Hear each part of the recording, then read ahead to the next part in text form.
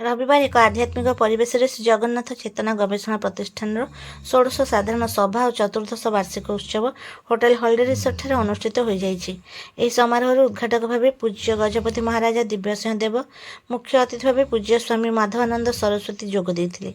यह अवसर में प्रतिष्ठान मुखपत्र श्री जगन्नाथ चेतना 15 उन्मोचित होता।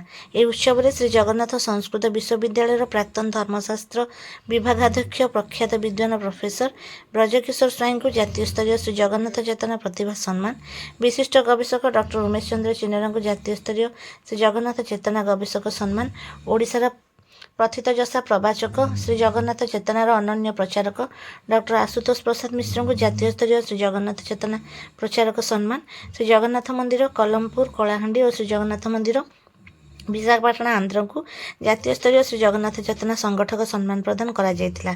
सेहीपरि श्री जगन्नाथଙ୍କର 5 जण सेवक और सेवक परिवार सदस्यों को चिकित्सा सहायता प्रदान करा जायतिला।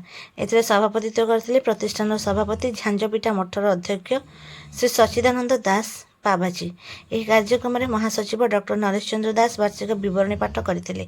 यह अवसर में उद्घाटक पूज्य गजपति महाराज निज वक्तव्य में प्रतिष्ठान कार्य को भूयसी प्रशंसा करने सहित श्री जगन्नाथ उदार चेतना को सारा विश्ववासी निकट में पहुंचाइबा निमंते आध्यात्मिक अनुष्ठान गुड़िक आगभर हो कार्य करने को परामर्श देते। मुख्य अतिथि श्री माधवानंद महाराज महाप्रभुंकर अनन्य महिमा संपर्क में विशद आलोचना करते।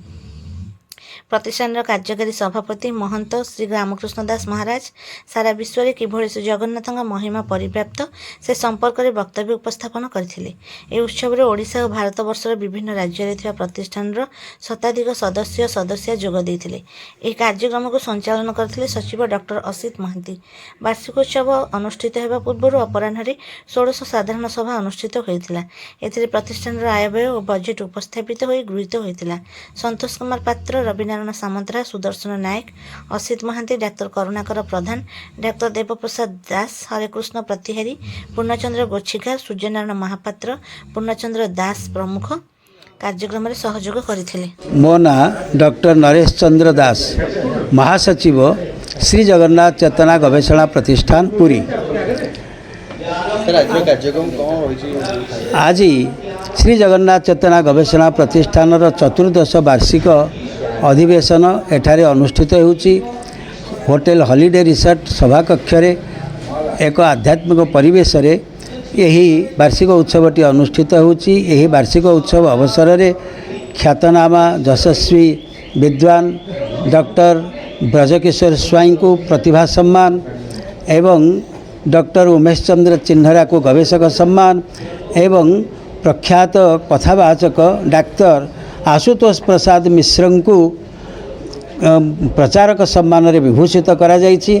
सेहि भली भाबरे कलाहांडी जिलार गोटे मंदिर श्री जगन्नाथ मंदिर से हूँ कलमपुर। से कलमपुर रे थिबा श्री जगन्नाथ मंदिर को संगठक सम्मान मध्य प्रदान करा जायछि।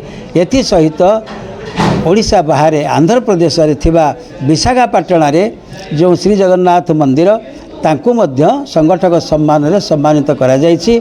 आमर सेवक मानक मध्यरु जो माने टिके दुस्थ अछंती एवं रोगग्रस्त अछंती सेमानंकु मध्यरु आज 5 जन को आर्थिक सहायता मध्य प्रतिष्ठान पक्षरु प्रदान करा जायछि।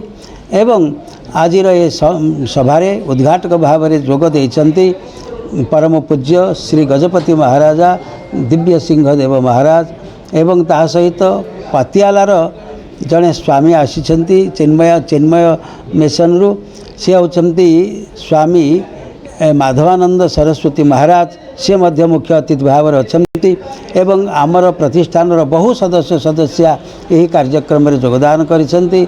आमे आशा करुचु यही कार्यक्रम निश्चित भाव में भगवान को आशीर्वाद सफल हब एवं बहु सदस्या आज एथिरे अंशग्रहण करी जहाँ गजपति महाराजा उद्बोधन देइछंती ताकू हृदयंगम करिवे।